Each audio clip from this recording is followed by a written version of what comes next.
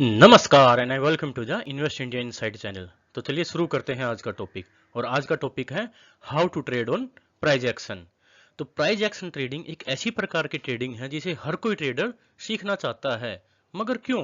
क्योंकि ऐसा माना जाता है कि प्राइस एक्शन ट्रेडिंग से आप लंबी अवधि तक एक अच्छा खासा प्रॉफिट जनरेट कर सकते हो। इसी कारण से बहुत से ट्रेडर्स में क्यूरियोसिटी होती है, प्राइस एक्शन क्या होता है और इसे कैसे सीखा जाए या फिर इसमें मास्टरी कैसे की जाए। इन्हीं सब क्यूरियोसिटी को खत्म करने के लिए आज मैं लेके आया हूँ master class on price action, ताकि इस वीडियो के माध्यम से आपको स्टेप बाय स्टेप गाइड कर सकूं, ताकि आप लोग भी प्राइस एक्शन जनरी को स्टार्ट कर सकें। तो चलिए शुरू करते हैं प्राइस एक्शन सीरीज का ये लेक्चर। तो सबसे पहले ये जान लेते हैं कि ये प्राइस एक्शन क्या है। देखिए, प्राइस एक्शन दो वर्ड से मिलके बना है, प्राइस प्लस एक्शन। यानी कि जहां भी भाव का कोई एक्शन हुआ है उसे हम कहेंगे प्राइस एक्शन। लेकिन क्या ये इतना आसान है? नहीं। तो आपके दिमाग में एक सवाल आएगा कि price action is all about candle sticks, is all about spot patterns, resistance, trend lines, या फिर कहीं की वॉल्यूम, या फिर कहीं की एक ऐसा परफेक्ट इंडिकेटर जो आपको बताएगा कि बॉटम पे ये बाय करना है और टॉप पे सेल करना है। क्या सच में प्राइस एक्शन की इतना आसान है? बताइए आप लोग भी कमेंट सेक्शन में। नहीं। तो आपके दिमाग में बहुत सारे सवाल घूम रहे होंगे। तो इन सब का आंसर अगर मैं एक लाइन में करूं तो प्राइस एक्शन कुछ नहीं, it is a mass behaviour of the participant. जो भी उसमें पार्टिसिपेट कर रहे हैं, बाय या सेल कर रहे हैं, उनका जो डिसीजंस है उसके द्वारा जो प्राइस पे इफेक्ट आता है उसी को कहते हैं प्राइस एक्शन। या फिर एक अलग वर्ड में कहूं तो behaviour of participants based on historical movement. जो भाव अभी आपको किसी भी चार्ट पे दिखेगा जिसको आप ओपन करेंगे तो उसे कहेंगे प्राइस एक्शन।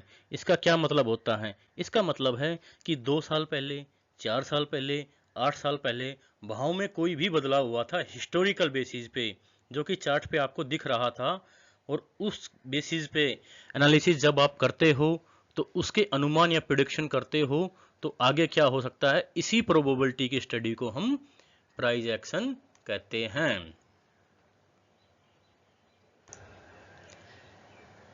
लेकिन अगर इसी को ही मैं कट शॉर्ट में कहूं कि आपको अगर प्राइस एक्शन सीखना है तो इसके लिए मिनिमम जो आपको स्टार्ट करना है वो 7 स्टेप है, जिससे कि आपको शुरुआत करनी चाहिए। तो एक बिगिनर को इस मार्केट में आता है, उसे प्राइस एक्शन सीखना है, तो सबसे पहले इस वीडियो को लाइक एंड शेयर करना है और फिर सबसे पहले स्टडी करना है।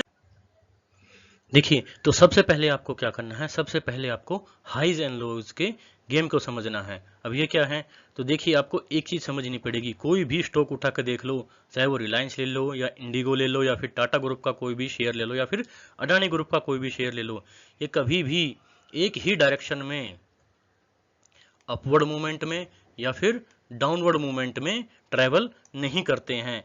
इनको बहुत बार अपने लोज को या फिर कहें कि स्विंग लोज को और स्विंग हाइज को ब्रेक किया जाता है। और उसी के बेसिस पे काफ़ी सारे एल्गोरिदम सिस्टम, काफ़ी सारे फंड मैनेजर्स, काफ़ी सारे ट्रेडर्स ने अपना एक्शन लिया था। तो सबसे पहले आपको करना क्या है, even before looking into any indicators, before looking into any moving average, before linking into breakout और before looking into any price action, आप चार्ट ओपन कीजिए और किस प्रकार से चार्ट पर प्राइस के मूवमेंट के रिएक्ट करता है जब भी प्राइस या स्टॉक अपने रिसेंट हाइज या लोज के ऊपर आता है। तो अगर वो वीकली ब्रेक करता है या फिर प्राइस एक्शन इसके अपोजिट रिएक्ट करता है, मतलब प्राइस अपने रिसेंट लो को ब्रेक करता है या फिर वीकली लो को ब्रेक करता है, इसको जाके हिस्ट्री में थोड़ा एनालिसिस कीजिए। इससे आपका पहला स्टेप प्लेन एंड सिंपल है। जितना ज़्यादा आप चार्ट पैटर्न एनालाइज करेंगे उतना ज़्यादा आप पैटर्न्स को आइडेंटिफाई करेंगे और उतना ही बेटर और उतना ही पकड़ ज़्यादा आपकी मजबूत होगी चार्ट्स में और उतना ही बेहतर एक आप ट्रेडिंग डिसीजन ले सकेंगे। इसमें मैं आपको एक प्रो टिप देता हूं कि मेक श्योर आप कोई भी इलिक्विड स्टॉक्स के अंदर ये एनालिसिस ना करें। तो इसके लिए क्या कर सकते हैं, तो इसके लिए आपको निफ्टी 100 या फिर निफ्टी 200 के जो स्टॉक्स हैं केवल उन्हीं पे ही स्टार्टिंग में एनालिसिस कीजिए, ताकि आपको क्लियरिटी मिले, बिकॉज ये स्टॉक काफ़ी लिक्विडिटी में रहते हैं, इलिक्विड नहीं है और काफ़ी वॉल्यूम रहती है। अगर वॉल्यूम नहीं है स्टॉक में, मैं ऐसा क्यों बोल रहा हूँ, बिकॉज वहाँ पे कहीं ना कहीं जहाँ वॉल्यूम कम है उसको ऑपरेट करने का, मैनिपुलेट करने के चांसेस हाई हो जाते हैं। भले ही आपने सही एनालिसिस किया हो, लेकिन दूसरे के द्वारा जो ऑपरेट किया गया है उससे आपको कहीं ना कहीं नुकसान का सामना करना पड़ेगा और आपकी स्टडी को इम्पैक्ट करेगा कि ये थ्योरी तो काम करती ही नहीं है। तो इसलिए केवल जो वॉल्यूम वाले स्टॉक हैं उन्हीं स्टॉक को आप एनालिसिस कीजिए। नेक्स्ट स्टेप है कैंडल स्टिक के बारे में। तो कैंडल स्टिक पैटर्न्स क्या होते हैं? देखिए, ये जो जापानीज थे इन्होंने कैंडल स्टिक पैटर्न्स का या कैंडल स्टिक का इन्वेंशन किया था और ये बहुत ही गजब की चीज है। आज मैं भी अपने ट्रेडिंग और इन्वेस्टिंग में कैंडल स्टिक को बहुत ज़्यादा यूज करता हूँ। किस प्रकार से एक बुलिश कैंडल बन रही है, किस प्रकार से एक बीरिश कैंडल बन रही है, वॉल्यूम वहाँ पर कैसे इफेक्ट होता है या कैसे रिएक्ट करता है, प्रीवियस सपोर्ट या रेजिस्टेंस पे आपको प्राइस कैसे रिएक्ट कर रहा है, ये सारी बातें आपको ध्यान में रखने की कोशिश करनी चाहिए। आपको एक थ्योरी समझनी पड़ेगी कि प्राइस एक्शन एक बहुत ही इंपॉर्टेंट पार्ट है candle stick and it's formation. जो बुलिश एंड बियर्स कैंडल बनती है, वॉल्यूम और कैंडल्स जो बनती हैं उसके बाद। तो कैंडल स्टिक समझने के बाद आपको समझनी पड़ेगी डिमांड एंड सप्लाई। तो प्राइस एक्शन में नेक्स्ट स्टेप है प्राइस पैटर्न्स, जो कि कैंडल स्टिक पैटर्न पे सबसे ज्यादा आपको मिलेंगे। तो इसमें दो टाइप के पैटर्न होंगे, एक रिवर्सल पैटर्न, एक कंटिन्यूएशन पैटर्न। तो रिवर्सल पैटर्न क्या होते हैं कि जब भी ये पैटर्न आपको चार्ट के ऊपर दिखाई देंगे तो प्राइस वहां से, फॉर एग्जांपल प्राइस वहां से अपवर्ड डायरेक्शन में जा रहा है, अगर ये पैटर्न आपको यहाँ पे दिखाई देता है और इसकी कंफर्मेशन हम यहाँ पे लेंगे तो इसके बाद प्राइस कहीं ना कहीं इसकी अपोजिट डायरेक्शन में ट्रेवल करना स्टार्ट कर देगा। अगर वहीं मैं कंटिन्यूएशन पैटर्न्स की बात करूं तो कंटिन्यूएशन पैटर्न कैसे काम करेगा कि यहाँ पे प्राइस ऐसे ऐसे मूवमेंट करके जा रहा है एक अपवर्ड डायरेक्शन में, अगर आपको ये पैटर्न यहाँ पे दिखाई देता है तो यहाँ पे थोड़ा सा कंसोलिडेट होगा और फिर अपनी अगेन अपवर्ड जर्नी स्टार्ट करेगा। आई होप यहाँ से आपको कंटिन्यूएशन पैटर्न समझ में और रिवर्सल पैटर्न समझ में आ गए होंगे, जैसे कि head and shoulder pattern, double top and double bottom pattern, ascending triangle, descending triangle, और भी बहुत सारे पैटर्न हैं, inverse head and shoulder pattern, वो आने वाली वीडियोज में उसके ऊपर हम चर्चा करेंगे। अगर आप चाहते हैं कि मैं इसके ऊपर एक डेडिकेटेड वीडियो बनाऊं तो कमेंट में लिखे प्राइस पैटर्न। जितना जल्दी आप कमेंट करेंगे, जितने ज़्यादा कमेंट आएंगे, जल्दी ही मैं इस टॉपिक पर एक डेडिकेटेड वीडियो लेके आऊँगा। और कैंडलस्टिक पैटर्न समझने के बाद जो नेक्स्ट चीज समझनी पड़ेगी वो है डिमांड एंड सप्लाई। अगर कोई एक शेयर ऊपर जा रहा है, अगर वो अपवर्ड डायरेक्शन में है तो यानी कि उसमें डिमांड है। अगर कोई स्टॉक या डिमांड है या फिर कहीं की बायर है यानी कि बहुत ही बाइंग प्रेशर है। अगर कोई स्टॉक अपने लो पे लो तोड़े जा रहा है तो उसमें सप्लाई है या फिर कहीं की उसमें सेलिंग प्रेशर ज़्यादा है और सेलर्स एक्टिव है। तो आपको समझना पड़ेगा, अगर डिमांड बढ़ेगी तो प्राइस भी बढ़ेगा और अगर सप्लाई आ रही है तो भाव भी गिरेगा। तो आपको प्राइस एक्शन का एनालिसिस कर रहे हो तो एक से डिमांड एंड सप्लाई, जो डिमांड जोन्स हो गए और जो सप्लाई जोन्स हो गए, उनको आइडेंटिफाई करना है और अपने चार्ट्स पे मार्क करके रखना है। ये एरिया ऐसे आएगा आपके चार्ट्स के ऊपर कुछ इस टाइप से, इसको मार्क करके रखना है और ऑब्जर्व करना है कि जब जब प्राइस यहाँ आता है तो प्राइस कैसे रिएक्ट करता है, और इस बेसिस पे एक अपना आप बेहतरीन डिसीजन या बेहतरीन ट्रेडिंग डिसीजन ले सकते हैं। और जब भी ये एरिया आए तो आप एक्शन लीजिए। And the next is bigger trend and triggers. आपको एक चीज समझनी पड़ेगी, कोई भी स्टॉक या इंडेक्स जब बड़ा ट्रेंड बनाता है तो उससे पहले कुछ ना कुछ एक छोटे ट्रिगर्स होते हैं।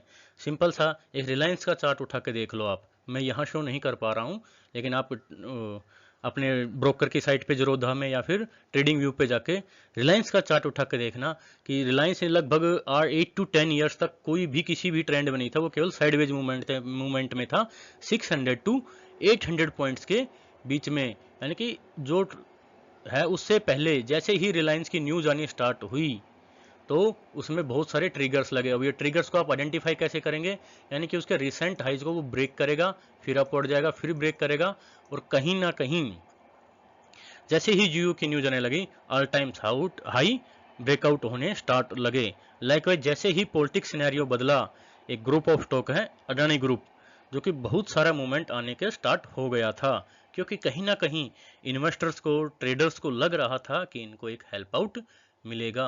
तो आपको एक चीज समझनी पड़ेगी कि हिस्टोरिकल चार्ट पे जाकर देखना है, जब भी जीडीपी का डेटा आया तो XYZ स्टॉक ने कैसे रिएक्ट किया या फिर क्या किया, और जब भी फॉर एग्जांपल मॉनेटरी पॉलिसी आती है तो ABC स्टॉक ने क्या किया। अगर आप इन्हीं रिपोर्ट्स के एनालिसिस करके एक अच्छा प्रॉफिट जनरेट कर सकते हैं।